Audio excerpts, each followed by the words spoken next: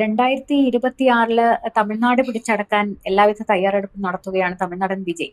പക്ഷെ vote bank ലക്ഷ്യമിട്ടായിരിക്കണം ഒരു ഇഫ്താർ വിരുന്ന് സംഘടിപ്പിച്ചു, അതോടെ പണി കിട്ടിയെന്നാണ് മനസ്സിലാകുന്നത്. താങ്കൾക്ക് എന്താണ് ആ വാർത്ത കണ്ടപ്പോൾ മനസ്സിലായത്, അല്ലെങ്കിൽ പറയാൻ? ആ ഒരു വിഷയം വന്ന സമയത്ത് ഒരു പോസ്റ്റ് ഞാൻ ഇട്ടിട്ടുണ്ടായിരുന്നു. അതിൻ്റെ ഹെഡിങ് ഇങ്ങനെയാണ് ചെയ്തത്. അതായത് ഇന്ത്യയിലെ മതേതരത്വം എന്ന് പറഞ്ഞു കഴിഞ്ഞാൽ ഒരു പ്രത്യേക തരം മതേതരത്വമാണ്. അതിൽ ഒപ്പോസ് ഹിന്ദുയിസം ആൻഡ് അപ്പീസ് ഇസ്ലാം, ഇതാണ് അതിൻ്റെ സിമ്പിളായിട്ടുള്ളൊരു നിർവചനം നമുക്ക് കൊടുക്കാൻ കഴിയും. അപ്പോൾ നിങ്ങൾ വളരെ വലിയ മതേതരവാദിയാണ് എന്ന് കാണിക്കാൻ വളരെ എളുപ്പമാണ് നമ്മുടെ നാട്ടിൽ. അതിനൊറ്റ കാര്യമേ ചെയ്യേണ്ടുള്ളൂ, ഹിന്ദു മതത്തിൻ്റേതായിട്ടുള്ള കാര്യങ്ങളെ എതിർത്തുകൊണ്ടേയിരിക്കുക, അതോടൊപ്പം തന്നെ ഇസ്ലാമിൻ്റേതായിട്ടുള്ള വിഷയങ്ങളെ നിങ്ങൾ അനുകൂലിച്ചുകൊണ്ടേയിരിക്കുക, ആ വിശ്വാസികളെ നിങ്ങൾ കൂട്ടുപിടിച്ചുകൊണ്ടിരിക്കുക, അവരുടെ വിശ്വാസത്തെ നിങ്ങൾക്ക് പ്രശ്നമൊന്നുമില്ല എന്ന രീതിയിലേക്ക് പറഞ്ഞു വെച്ചുകൊണ്ടിരിക്കുക. ഒരു ഉദാഹരണം പറഞ്ഞാൽ ഇപ്പോൾ ഈ ഒടുവിൽ നമ്മൾ കണ്ടത് ഈ കുംഭമേളയുമായിട്ട് ബന്ധപ്പെട്ടിട്ടുള്ള വിഷയങ്ങളാണ്. അപ്പോൾ അതിനെ നമുക്ക് പറയാൻ കഴിയുന്നു അത് വലിയ പ്രശ്നമെന്ന് പറയുന്നു, അത് വളരെ മോശമായ രീതിയിൽ അതിനെക്കുറിച്ച് പറയുന്നു. അതിലുണ്ടായിട്ടുള്ള വിഷയങ്ങളൊക്കെ അത് വേറെ വിഷയമാണ്. പക്ഷേ ആ ഒരു വിശ്വാസത്തിൻ്റെ ഭാഗമായിട്ട് വിശ്വാസികൾ ചെയ്യുന്നൊരു വിഷയത്തെ ആ രീതിയിൽ അതിൻ്റെ അശാസ്ത്രീയത പറഞ്ഞൊക്കെ ഇവിടെ എതിർക്കാനൊന്നും ഇവിടെ ആർക്കും ഒരു മടി ഉണ്ടായിട്ടില്ല. അതേസമയം ഇതേ ആളുകൾ തന്നെ തൊട്ടുപുറത്ത് റമദാൻ മാസം, അതല്ലെങ്കിൽ ഇപ്പോൾ ഹജ്ജ് ഇനിയിപ്പോൾ വരാൻ കിടക്കുന്നു, അതൊക്കെ വരുമ്പോൾ അതിൻ്റെ കൂടെ വിശുദ്ധ എന്ന വാക്ക് ചേർക്കാതെ അവർക്ക് വായ പോലും തുറക്കാൻ കഴിയില്ല. വിശുദ്ധ റമദാൻ എന്നല്ലാതെ അവർക്ക് പറയാൻ കഴിയില്ല, അല്ലെങ്കിൽ വിശുദ്ധ ഹജ്ജ് കർമ്മം എന്നല്ലാതെ പറയാൻ കഴിയില്ല.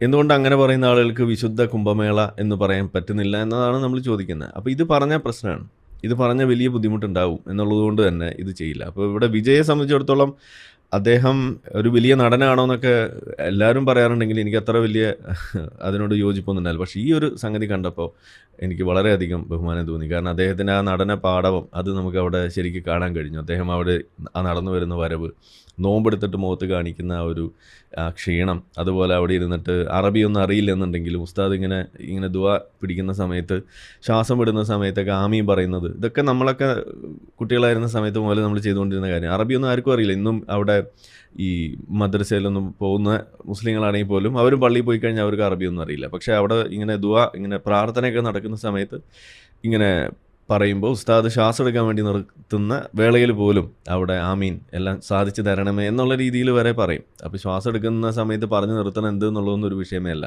ഇങ്ങനെയൊക്കെയാണ് ഇവിടുത്തെ സാധാരണ മുസ്ലിങ്ങൾ ചെയ്തുകൊണ്ടിരിക്കുന്നത്. ഇതേപോലെ അഭിനയിച്ച് കാണിക്കാൻ സാധിച്ചത് ഇവിടെ കണ്ടു വിജയ് ചെയ്തത്. അപ്പോൾ ഇങ്ങനെയൊക്കെ ചെയ്ത കൂട്ടത്തിൽ പിന്നെ മറ്റ് പല വിഷയങ്ങൾ അതിൻ്റെ ഉള്ളിലൂടെ ഉണ്ടായി എന്നുള്ളത് പിന്നീട് വാർത്തയിൽ അറിയാണ്. എന്തായാലും അവിടുത്തെ മറ്റൊരു കുറച്ചും കൂടി തീവ്രമായ ഇസ്ലാമിക ഒരു സ്വത്വബോധമൊക്കെ കൊണ്ട് നടക്കുന്ന മറ്റൊരു സംഘടനയാണ് ഇപ്പോൾ ഇവർക്കെതിരെ കേസും കൂട്ടമൊക്കെ ആയിട്ട് വന്നിരിക്കുന്നത്. ഏതായാലും തുടക്കത്തിൽ വിജയ് അങ്ങനെ ചെയ്ത സമയത്ത് ഇതിനെ അനുകൂലിച്ച ആളുകളുണ്ട്, ഇതിനെ എതിർത്ത ആളുകളുണ്ട്. എതിർത്ത ആളുകൾക്ക് ഇപ്പോൾ വലിയ സന്തോഷമായി. കാരണം ഇതൊക്കെ തന്നെയാണ് ഇതിൻ്റെ കുഴപ്പം. കാരണം ഇതൊരു നീലക്കുറുക്കൻ സിൻഡ്രോം ഇതിനകത്തുണ്ട്. നിങ്ങൾ എത്രയൊക്കെ ഇതിൻ്റെ കൂടെ നിന്ന് കഴിഞ്ഞാലും ഇതിനകത്ത് തന്നെയുള്ള ആളുകൾ ഒരു ഘട്ടം കഴിയുമ്പോൾ നിങ്ങൾക്കെതിരെ പണിയായിട്ട് വരും എന്നുള്ളത് നമ്മൾ പറയാറുണ്ട്. അതിവിടെ കാണുമ്പോൾ ഇതിനെ എതിർത്ത ആളുകൾക്ക് സന്തോഷമാണ്, അനുകൂലിച്ച ആളുകൾ ഇപ്പോൾ തലയിൽ മുണ്ടിട്ട് നടക്കേണ്ട അവസ്ഥയാണ്. അതാണ് ഇവിടെ നമ്മൾ കാണുന്നത്. കാരണം ഇതാണ് ഇതിൻ്റെ സത്യാവസ്ഥ. നമ്മൾ ആദ്യം പറഞ്ഞ ആളുകൾ അത് പറഞ്ഞത് ഇവിടെ വാസ്തവമാണ്. ഇനി ഏതായാലും കാലം മുന്നോട്ട് പോകുമ്പോൾ ഇത്തരത്തിലുള്ള നാട്യങ്ങൾ നടത്തിക്കൊണ്ട് വോട്ട് പിടിക്കാൻ വേണ്ടി നടത്തുന്ന രാഷ്ട്രീയക്കാർ സ്ഥിരം ഈ അടവുകളൊക്കെ ഇതൊക്കെ മാറ്റി വെച്ചിട്ട് കുറച്ചും കൂടിയൊക്കെ കാതലായ കാര്യങ്ങൾ ചെയ്യേണ്ടതായിട്ടുള്ള വിഷയങ്ങളിൽ ഫോക്കസ് ചെയ്തിട്ടൊക്കെ മുന്നോട്ട് പോകാൻ രാഷ്ട്രീയക്കാർക്ക് ഇതൊരു മുന്നറിയിപ്പാണെന്നാണ് എനിക്ക് തോന്നുന്നത്. പക്ഷെ അപ്പൊ ഈ വോട്ട് ബാങ്ക് അപ്പീസ്മെന്റ് അല്ലേ, അങ്ങനെയാണല്ലോ എന്ന് പറയുന്നത്, അത് നടത്തുമ്പോൾ വളരെ സൂക്ഷിച്ചു വേണം, പ്രത്യേകിച്ച് ഒരു വിഭാഗത്തിനോട് നടത്തുമ്പോൾ വളരെ സൂക്ഷിച്ചു വേണം എന്നുള്ളതാണ് അല്ലെ.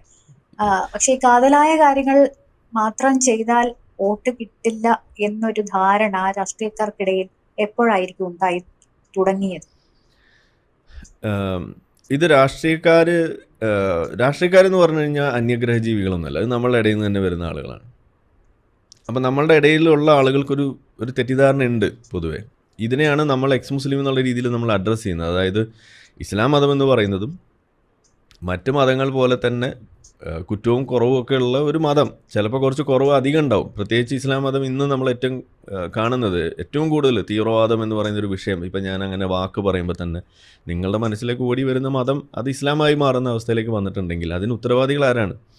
അതിന് മറ്റുള്ള ആളുകളെ പറഞ്ഞിട്ട് കാര്യമൊന്നുമില്ല. അത് ഈ മതത്തിനകത്തുള്ള ആളുകൾ ഈ മതത്തിൻ്റെ പേരിൽ ഈ മതം ഉപയോഗിച്ചുകൊണ്ട്, ഈ മതത്തിലെ വാചകങ്ങൾ ഉപയോഗിച്ചുകൊണ്ട് നടത്തുന്ന കാര്യങ്ങളാണ് ഇതിന് ഉത്തരവാദികൾ എന്ന് തന്നെ നമുക്ക് പറയാൻ കഴിയണം.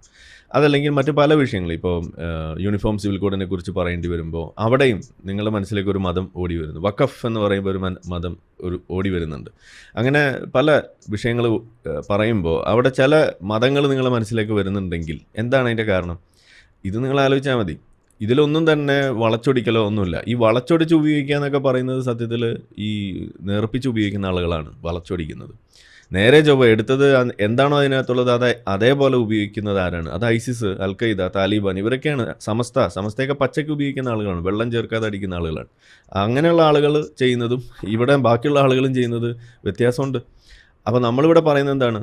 ഇവിടെ ഈ വെള്ളം ചേർക്കാതെ അടിക്കുന്ന ആളുകളാണ് ശരി, അവരാണ് തെറ്റെന്നും വെള്ളം ചേർത്തടിക്കുന്ന ആളുകളാണ് ശരി എന്നാണ് ഇവിടെ പൊതുവേ പറഞ്ഞു വെക്കുന്നത്. അതല്ല, ഈ വെള്ളം ചേർക്കാതെ അടിക്കുന്ന ആളുകളാണ് സത്യത്തിൽ ഈ മതത്തെ കൃത്യമായിട്ട് ഉപയോഗിക്കുന്ന ആളുകൾ. അപ്പോൾ ഞാൻ പറയുന്നത് അങ്ങനെ ഒരു വ്യത്യാസം ഇവിടെ ഉണ്ട് എന്ന് നമ്മൾ പറഞ്ഞു കൊടുക്കേണ്ട ഒരു ബാധ്യത പൊതുസമൂഹത്തിനുണ്ട്. പക്ഷെ അത് ചെയ്യാറില്ല. അത് ചെയ്യാത്തതിൻ്റെ കാരണം ഒന്ന്, ഇതിനെക്കുറിച്ച് അറിയാത്തതാണ്. വേറെ ഭാഷയിലായതുകൊണ്ട് ഇത് മനസ്സിലാക്കാൻ ബുദ്ധിമുട്ടാണ്. അപ്പോൾ ഇതാർക്കും അറിയില്ല. പിന്നെ നമ്മളിവിടെ കാണുന്നത് ഇത് പറയുന്ന ആളുകൾക്കൊക്കെ പണി കിട്ടുന്നതും നമ്മളിവിടെ കാണുകയാണ്. ഭയപ്പെടുത്തുന്നു, അവരെ പല രീതിയിൽ ക്യാൻസൽ ചെയ്യുന്ന വിഷയങ്ങൾ, അവരെ ഇസ്ലാമോഫോബ് എന്ന് വിളിക്കുന്നു, ചാപ്പയടികൾ. അതല്ലെങ്കിൽ അവരെ ഇപ്പോൾ ഇന്ത്യയിലൊക്കെ ആണെന്നുണ്ടെങ്കിൽ സംഘി ചാപ്പ ഒരു വശത്തൂടെ വരും, ന്യൂനപക്ഷ വിരുദ്ധൻ എന്നുള്ള രീതിയിൽ വരുന്നു, മുസ്ലിം വിരുദ്ധൻ എന്നുള്ള പേര് വരുന്നു. ഇങ്ങനെ പല പല പേരുകളുള്ളതുകൊണ്ട് ഇതിനെക്കുറിച്ച് മിണ്ടാൻ പാടില്ല എന്നുള്ളതാണ്. യൂണിഫോം സിവിൽ കോഡിനെ കുറിച്ച് സംസാരിച്ചാൽ പോലും അവിടെ ഒരു ന്യൂനപക്ഷ വിരുദ്ധനും മുസ്ലിം വിരുദ്ധനായിട്ട് മാറുന്ന അവസ്ഥ എന്നുണ്ടെങ്കിൽ അവിടെ അത്തരം കാര്യങ്ങൾ അഡ്രസ്സ് ചെയ്യുന്ന വിഷയങ്ങൾ പിന്നെ ആര് സംസാരിക്കും? ആ സ്ത്രീ പുരുഷ തുല്യത എന്ന് പറയുന്ന ആ ഒരു കാതലായ വിഷയം ആര് തൊടും? അപ്പോൾ ആ വിഷയത്തെ തൊടാതെ പകരം അവരുടെ സ്നേഹം പിടിച്ചുപറ്റി ഇതുപോലെയൊക്കെ ചെയ്യാമെന്നുള്ള ഒരു തെറ്റിദ്ധാരണ കാലങ്ങളായിട്ട് ഇവിടെ ഉണ്ട്. അതാണ് വിജയ് പുതിയ പാർട്ടിയും കാര്യങ്ങളൊക്കെ ആയിട്ട് വരുമെങ്കിലും വീഞ്ഞ് പഴയ തന്നെയാണ്, കുപ്പി മാത്രമേ മാറ്റിയിട്ടുള്ളൂ എന്നുള്ളതാണ്. അപ്പോൾ അങ്ങനെ വരുന്ന സമയത്ത് ഇത് കൈയോടെ പിടികൂടപ്പെടുകയാണ്. പ്രത്യേകിച്ച് ഇന്നത്തെ കാലത്ത് പണ്ടത്തെ മാതിരി ഒളിപ്പിച്ചും പാത്തുമൊന്നും ഒരു കാര്യം ചെയ്യാൻ കഴിയില്ല. ഈ തരം സംഗതികളൊക്കെ ഉടനെ തന്നെ സോഷ്യൽ മീഡിയയിൽ ചർച്ചയാവുമ്പോൾ ഇത് അവരുടെയൊക്കെ ഭാവി വളരെ പെട്ടെന്ന് തന്നെ തീരുമാനത്തിലാക്കും എന്നുള്ളതാണ്. ആ രീതിയിൽ ഒന്നും ഇനി മുന്നോട്ട് പോകാൻ കഴിയില്ല എന്നുള്ളതാണ്. വിജയുടെ ആദ്യത്തെ രാഷ്ട്രീയ സമ്മേളനം അത് കണ്ട് നമ്മളൊക്കെ പറഞ്ഞ ലൂസിഫറിലെ ആ ഒരു വിഷ്വൽ ഉണ്ടല്ലോ, യെസ്, അത്രയും വലിയ ക്രൗഡായിരുന്നു. ക്രൗഡിനെ കൂട്ടാൻ വേണ്ടിയിട്ടുള്ള പൊടിക്കൈകളൊക്കെ ചെയ്തിട്ടുണ്ടാവും. പക്ഷേ ഇഫ്താറിൽ അത് പണി കിട്ടിയത് ഈ പരാതിയിൽ പറയുന്നത് മദ്യപാനികളും റൗഡികളും മതപരമായ ആചാരങ്ങളുമായി യാതൊരു ബന്ധമില്ലാത്തവരൊക്കെ അവിടെ എത്തി എന്നുള്ളതാണ്. എനിവേ വിജയ്, യെസ്, അല്ല അതിപ്പോൾ നമ്മൾ പറയുമ്പോൾ വേറെയും പ്രശ്നമുണ്ട്. അതിനെന്തിനാ കേസ് കൊടുക്കുന്നതെന്നാണ് എനിക്ക് മനസ്സിലാവാത്തത്. കാരണം ഇസ്ലാം മതം പഠിപ്പിക്കുന്നത് അത് തന്നെയാണ്. റമദാൻ മാസമായി കഴിഞ്ഞാൽ 11 മാസം നിങ്ങൾ ബോംബായിട്ട് നടക്കുക, 1 മാസം നോമ്പുമായിട്ട് നടക്കുക എന്നുള്ളതാണ് ഈ ഇസ്ലാമിൻ്റെ ഈ നോമ്പിൻ്റെ സിദ്ധാന്തം എന്ന് പറഞ്ഞാൽ തന്നെ.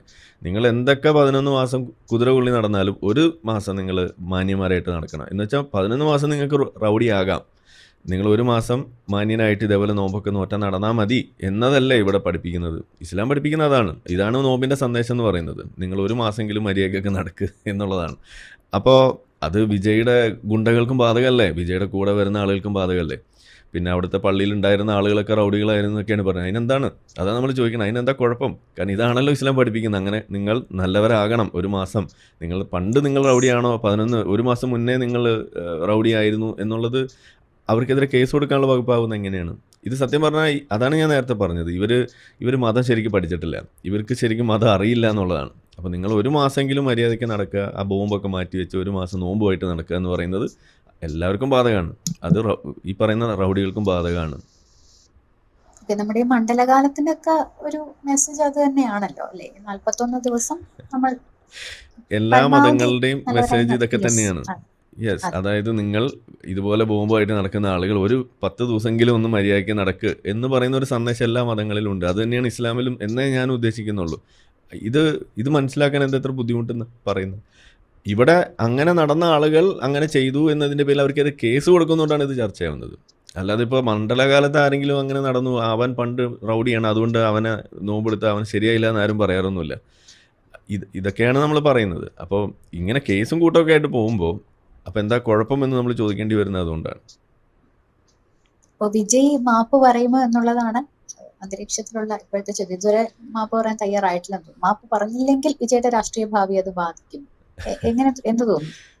വിജയ് മാപ്പ് പറയാനൊന്നും സാധ്യതയില്ല എന്നാണ് എനിക്ക് തോന്നുന്നത്. ചെറിയ സാധ്യതയൊക്കെ അവിടെ കിടക്കുന്നുള്ളൂ. കാരണം ഈ അപ്പീസ്മെൻറ്റ് ഏത് ലെവലിൽ പോകുന്നുള്ളത് നമുക്ക് പറയാൻ കഴിയില്ല. ഭയമാണ് ഇതിനകത്ത് പ്രധാനപ്പെട്ട വിഷയം. അപ്പം അങ്ങനെ വന്നു കഴിഞ്ഞാൽ മാപ്പ് പറഞ്ഞേക്കാം. പക്ഷെ അങ്ങനെ പറഞ്ഞാൽ, അല്ലെങ്കിൽ ഈ വിഷയം ഞാൻ പറയാം, മാപ്പ് പറഞ്ഞാലും പറഞ്ഞില്ലെങ്കിലും ഇങ്ങനെ ഒരു ചർച്ചയാവുന്നത് തന്നെ സത്യത്തിൽ നമ്മളുടെ രാഷ്ട്രീയ ഈ ഒരു ലാൻഡ്സ്കേപ്പിൽ ഒരു മാറ്റമായിട്ടാണ് ഞാൻ കാണുന്നത്. കാരണം ഇതൊക്കെ മാറ്റി പിടിക്കേണ്ട സമയമായി എന്നുള്ളത് രാഷ്ട്രീയക്കാർക്കൊരു ഒരു ചിഹ്നമായിട്ട് മാറുന്നുള്ളതാണ് ഞാൻ കാണുന്നത്. അങ്ങനെയാണ്. കാരണം ഇതൊക്കെ എന്താണ്, ഔട്ട് ഓഫ് ഫാഷനായി തന്നെയാണ് നമ്മൾ പറയുക. കൂടുതൽ വാർത്തകളും വിശേഷങ്ങളും നിങ്ങളിലേക്ക് എത്താൻ ABC മലയാളം സബ്സ്ക്രൈബ് ചെയ്യുക, ബെൽ ബട്ടണും അമർത്തുക.